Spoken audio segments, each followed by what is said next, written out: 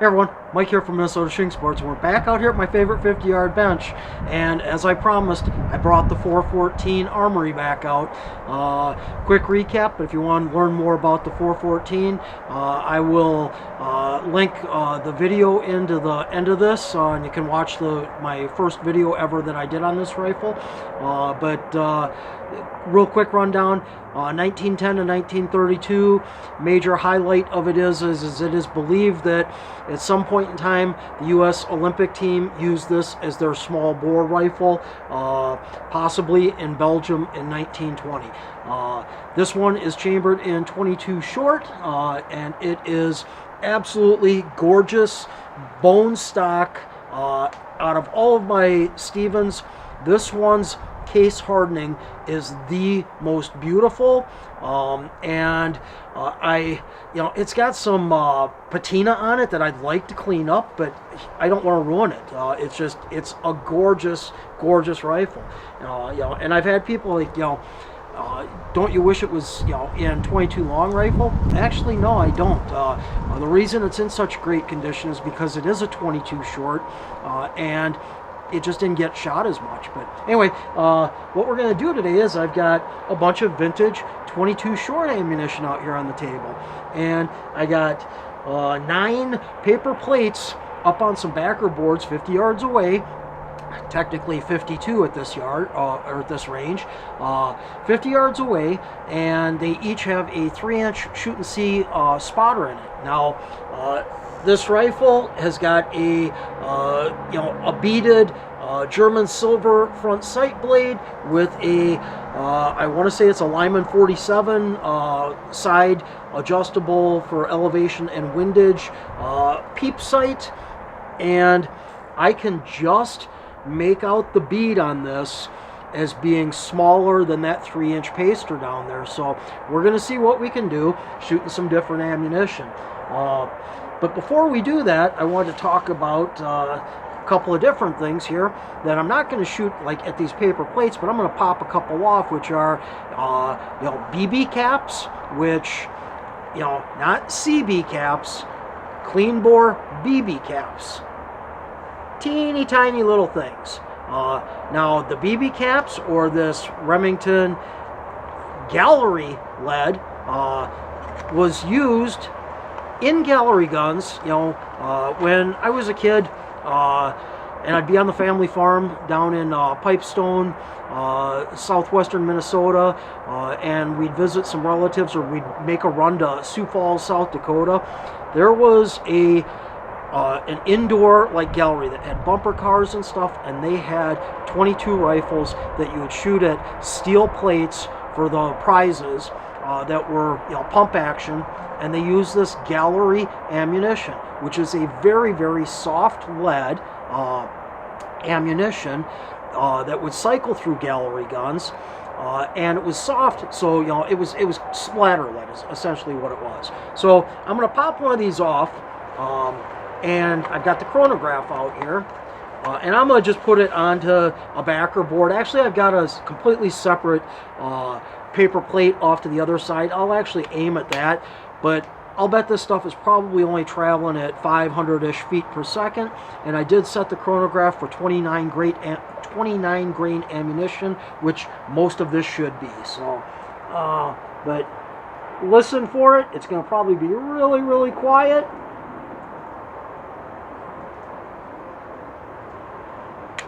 It's not the Walnut Hill, you gotta cock it.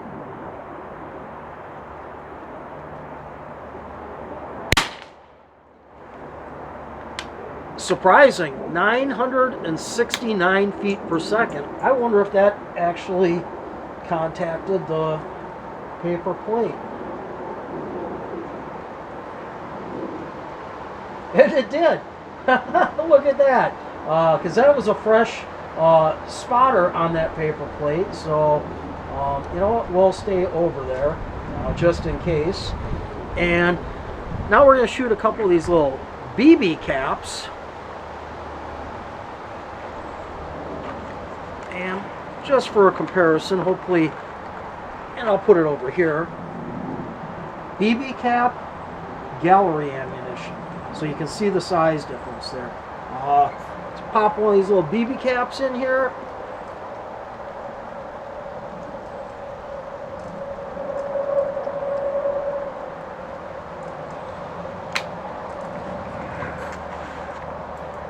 And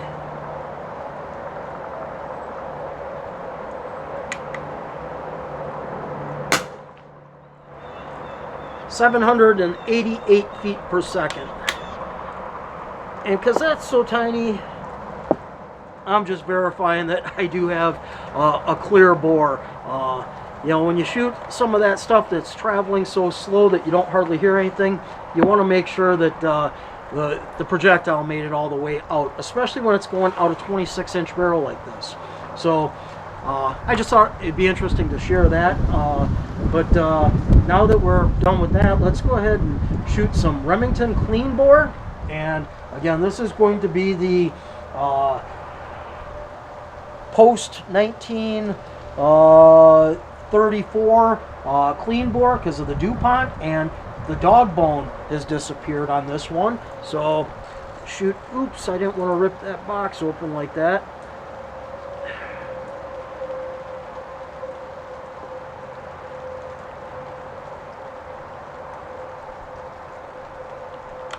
And we're going to shoot 5 shots at the, get line back up on the paper plates here, at the top paper plate on this backer board to the left.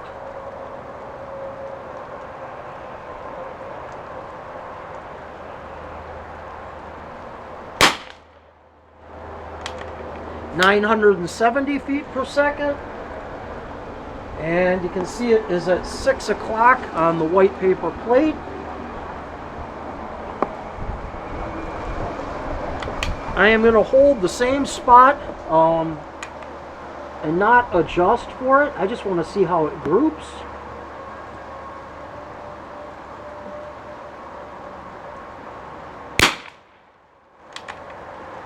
.970.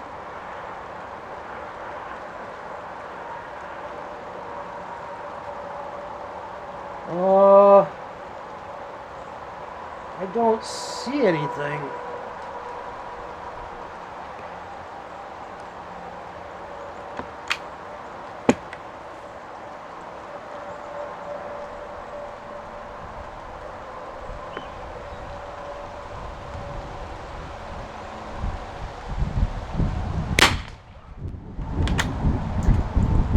.986 feet per second. And I got some wind out here, so this little 29 grain bullet traveling under 1,000 feet per second is going to get pushed around some.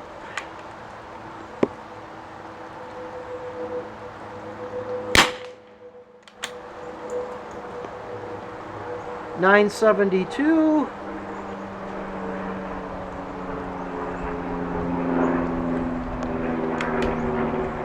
And this will be number 5.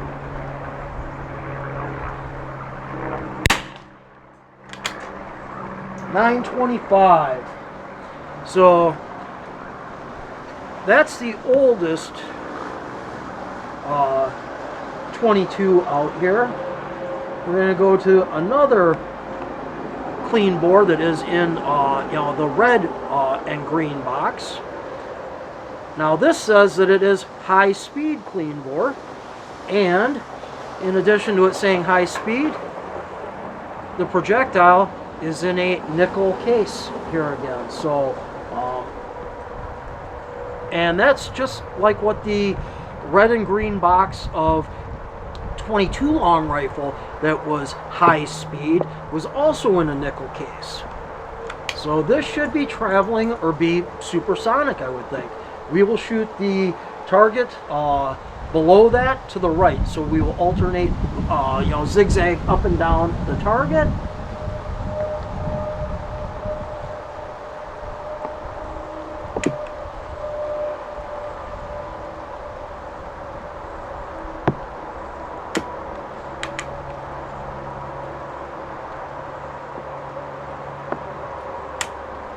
Uh-oh.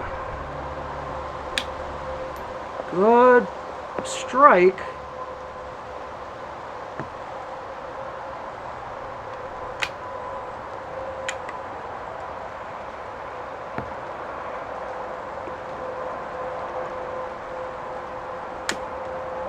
Huh.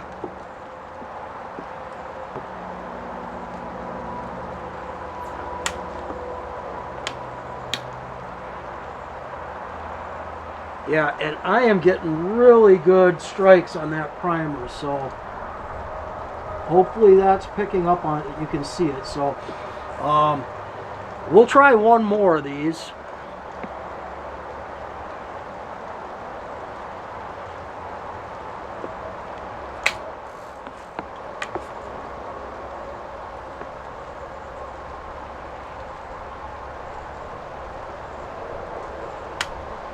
And it's just not going to happen, it looks like. And there again, that is a good primer strike. So we won't be shooting any of this, it looks like. That one can go back in the shadow box. Let's see some, what is this here? It's again high speed, a little bit newer box. And we're back to looking very much like a modern golden bullet. But this is going to date warnings on it that say, you know, keep out of the reach of children. So 1960s. And we will shoot at that target that we had all of the failures to fire at.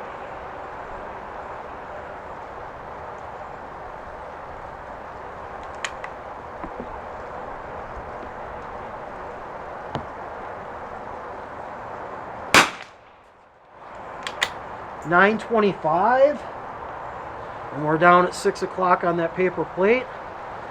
So I guess I don't know what high speed means.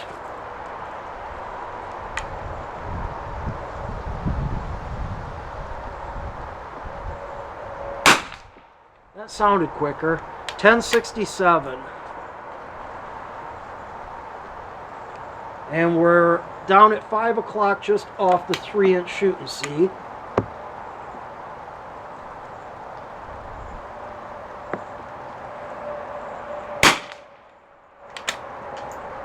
.1024.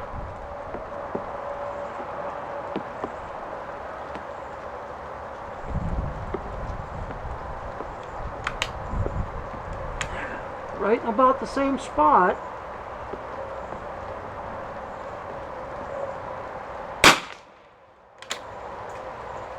.1033.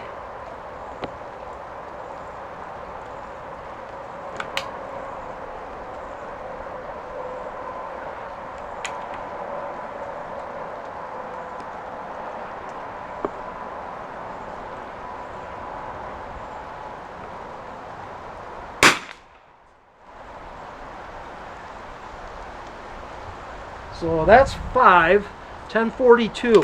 So that actually isn't that all, you know, of a bad of a group. It's halfway respectable considering it's 50 yards, 29 grain bullet. But let's see what modern Remington golden bullets do in comparison. So, and again, much newer, completely modern, and you know, it said it right there on the box. You can see it in the other camera here, golden bullets. We will shoot the target down and to the left.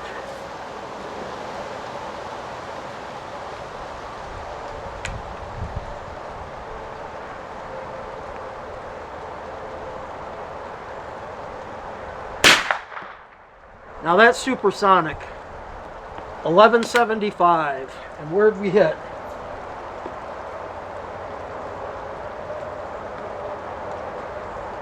I don't see an impact on the paper plate. I will hold a little lower this time because if it's traveling a lot quicker,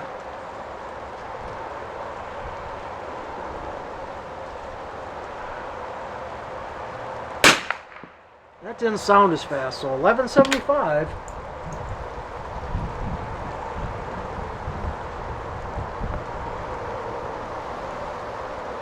I don't see anything.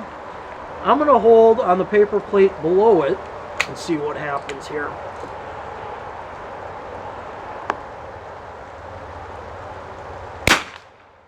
That didn't sound as quick. 1049. And now I hit that paper plate at the bottom. So left side, third plate down. We'll hold on that plate again, I guess.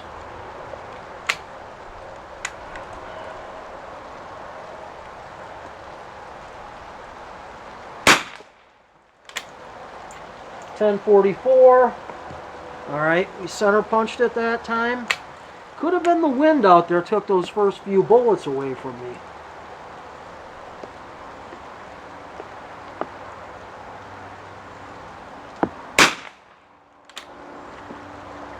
.1052.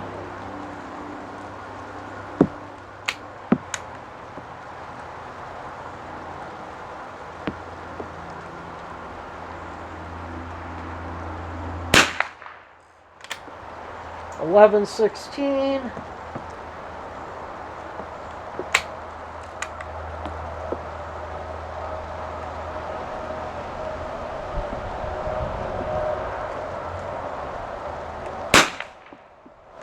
All right, that should be 5 on that paper plate. 1084.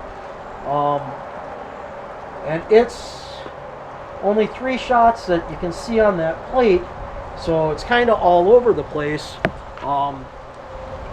So frankly, this other box of high speed that looks like a golden bullet, but from the 60s, didn't travel as fast, but I got more hits and they were closer together by far than what this was. Again, I think it's got to do with the subsonic factor. Supersonic isn't the way to go, or high speed, if you're wanting to shoot, you know, precision groups with the 22 long rifle. But at least you can see that the old ammo kicked the new ammo's butt on that. While we're out here, we're going to share something else with you that I only got 5 rounds of, but it is some old RWS that is, and hopefully this will fire, but it is also in a nickel case, and hopefully it's picking up on the R on that head stamp. And we will shoot at you know what? I've got another bank of targets out there, and it's raining halfway good right now.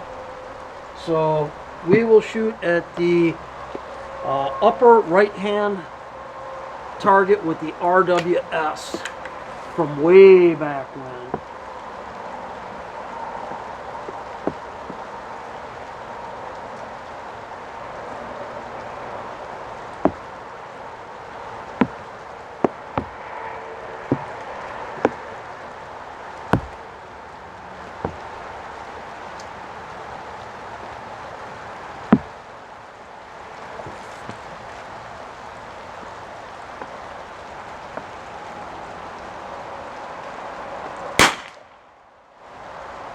.1014.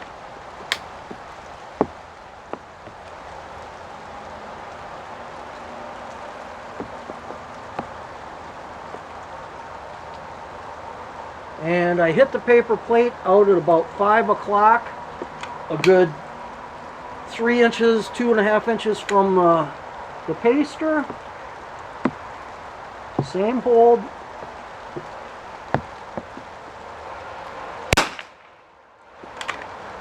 .1082. Right next to it. Same hold.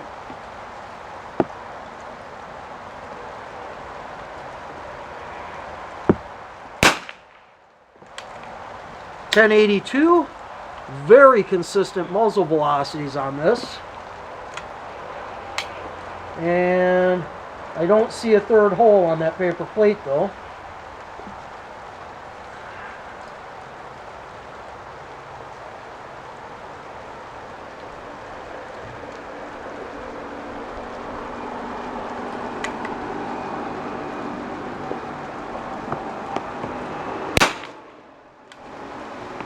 1066. Last round of the old RWS. Down at 6 o'clock.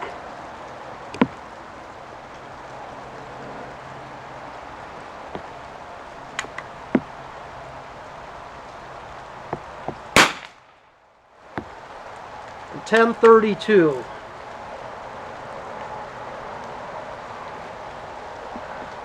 So 4 on the paper down in the 5 o'clock area.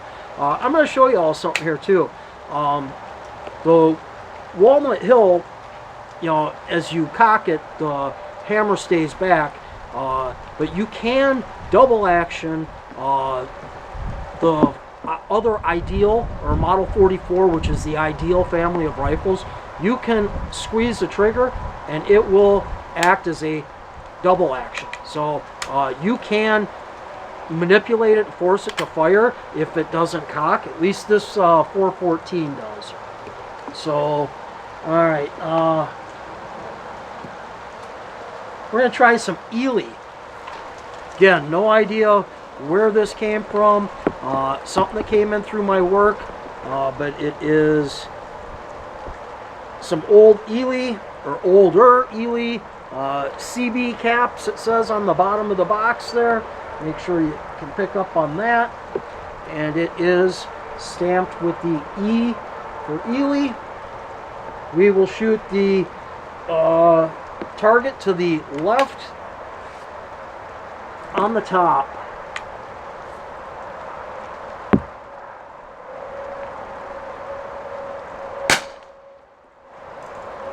(786 feet per second). And it would appear to me that it hit the next target down out on the pleated edge of the plate at about 10 o'clock. So at 780 feet per second, it's going to drop quite a bit. To keep it on the plate, I'm going to hold high on the plate for the rest of these 4.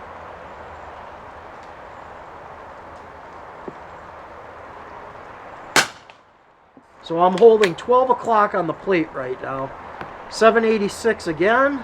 So that's 2 of the exact same muzzle velocity.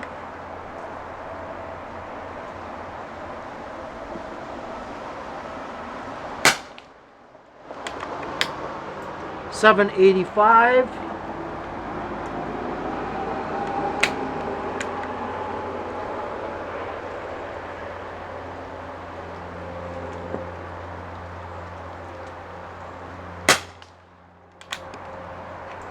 .769.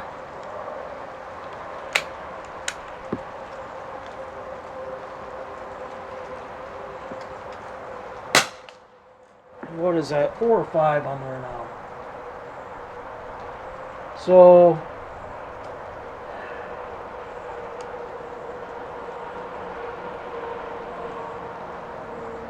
two of them that are in the 3-inch shoot and see.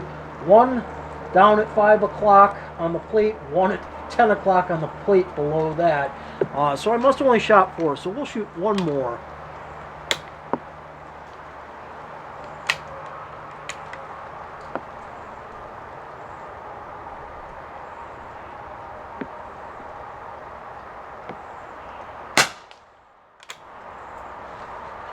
.759. And we're down at 5 o'clock there again, so alright, a little bit of Super X. So this is going to be the older of the Super X that I've got out here with me today. And oh, that's not Super X. Had a U stamp on it, nor is that. Okay, that one is. It's got the Western stamp on the base of it.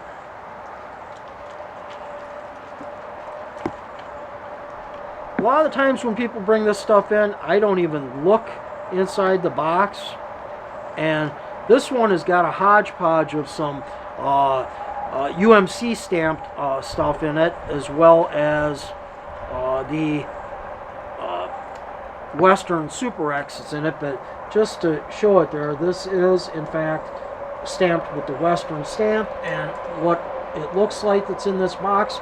So it is a copper plate, and we will shoot the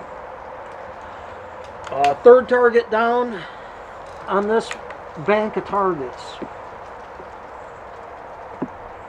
I'm assuming this is going to be a little bit quicker. So we'll hold center mass.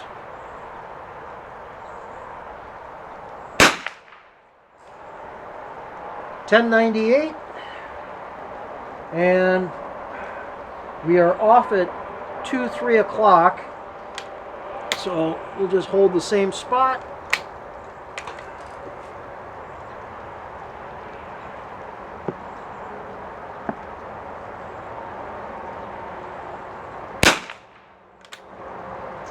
Two.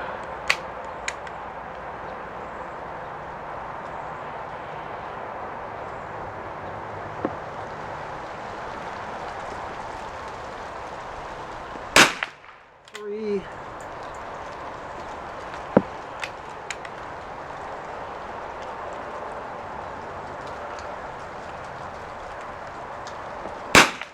Four.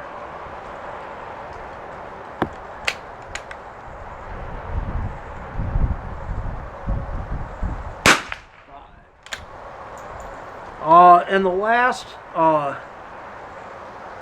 3 shots there were between 1080 and 1095 for speeds. What's the group look like?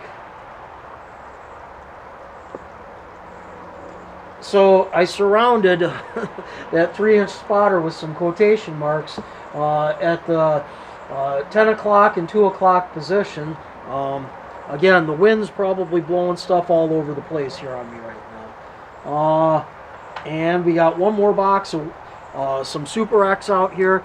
This would be the newer of the 2 boxes.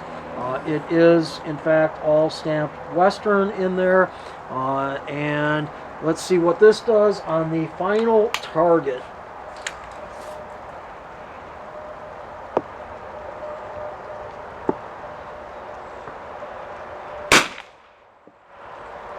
$10.60.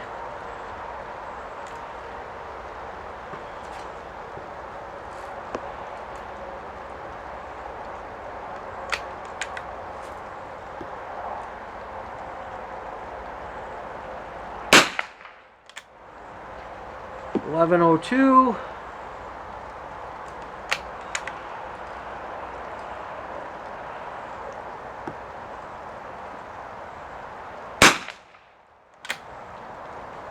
$10.71.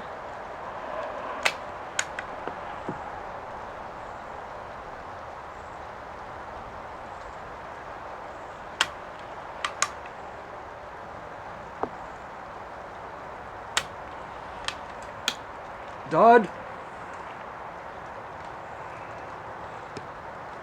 And again, good primer strike. How many is that? I want to say that would have been, that one should have been the 3rd shot that didn't go off.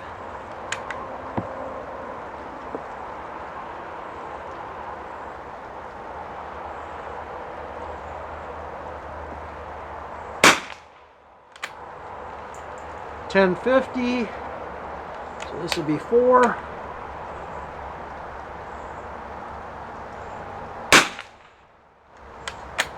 $5, right? And now I see one down at 5, one at 2. So again, kind of all over the place. 3, 4. Yeah, that should have been 5. So what did this show? I don't think it really showed a heck of a lot. Short ammunition, especially, you are going to be all over the place. If you think you're going to get consistency out of shorts, it's hard enough to get it out of long rifle where you can put a little bit more powder in it. But then you get it down to a short with a even lighter bullet at any real distance, it's going to be tough at 50 yards. But what I think we saw here was the Remington Golden bullets And it does say actually on here, show it to you, the child warning on this box, but it says golden bullets on this, so this was probably as early as you started seeing golden bullets. I think this actually shot halfway decent, so we got some targets over here that don't got anything on it. We will shoot that right hand side bottom target. Yeah, right hand side bottom target a couple more times anyhow. And you know what? I am even going to reset the chronograph because it seemed like this was the most consistent.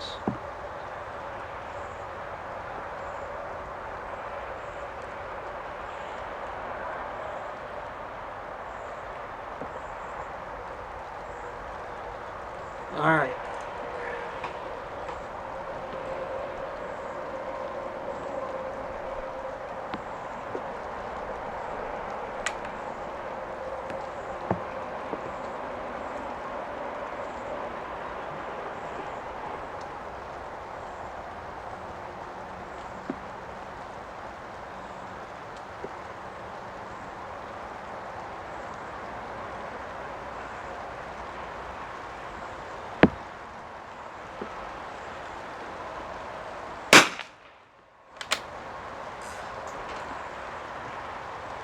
Out at 9 o'clock on the target, centered up pretty well.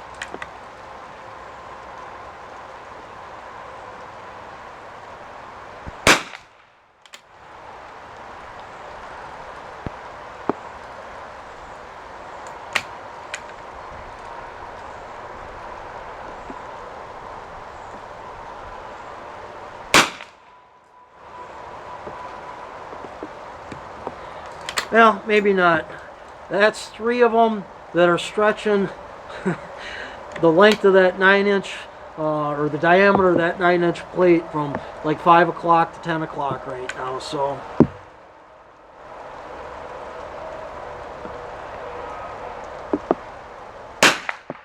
and honestly, my wind has died with the rain, so I can't even say that that's what's going on. 11:09.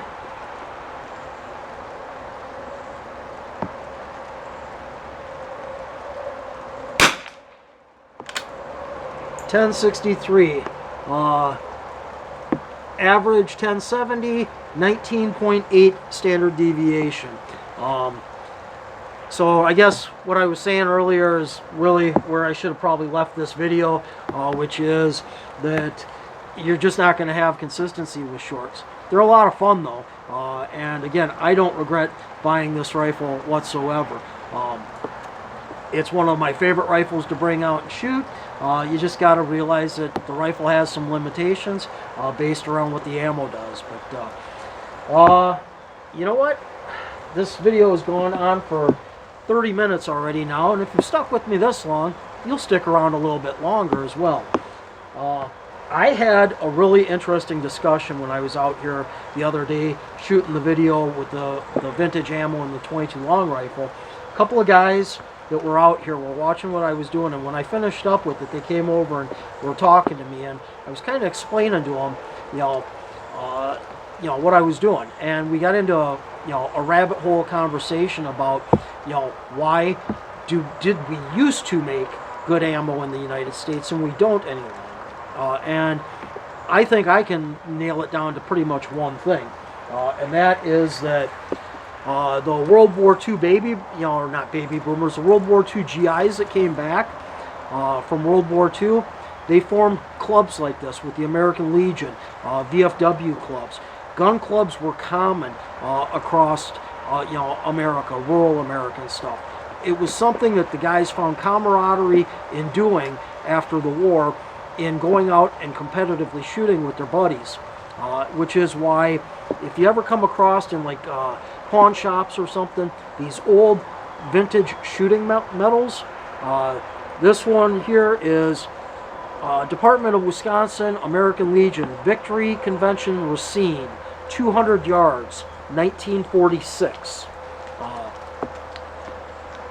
Wisconsin Rifle Association, 1947, 200-yard rapid fire, 3rd place. Department of Wisconsin American Legion, Victory Convention, Racine, 600 yards prone. So the point is, the guys that used to come back and they would continue to competitively shoot from World War II, they had kids, and they fostered the shooting culture with their children, which is why small bore in the United States really took off in the 50s and 60s. And then there was a culture shift in the United States, kind of around the Vietnam era, and guns in school. People, you've heard the stories of people that that they did their firearm safety in school. You've seen the pictures of kids handling firearms at their desk in school. That was commonplace, prior to the 1970s. And in some areas of the U.S., it was still commonplace at that point. But it slowly started to wean off, and our shooting. It's not that we didn't still shoot in this country or teach youth to shoot, but the focus went from competitive shooting to more sporting and hunting and just tinkering with 22s, which is why ammunition like RWS and Elely and Lapua, they took off because we weren't making quality ammunition in the U.S. anymore, because there wasn't a demand for it. We started mass producing ice cream pails full of golden bullets instead of individually boxing in cardboard, with more consistency in the loading and more quality control and just all of those factors. All right, so that is why, in my opinion, we started to lose the quality of ammunition in the U.S. is because the shift around the Vietnam era in the United States, and the country started not being quite as fond, I guess I'll say, of the firearm culture.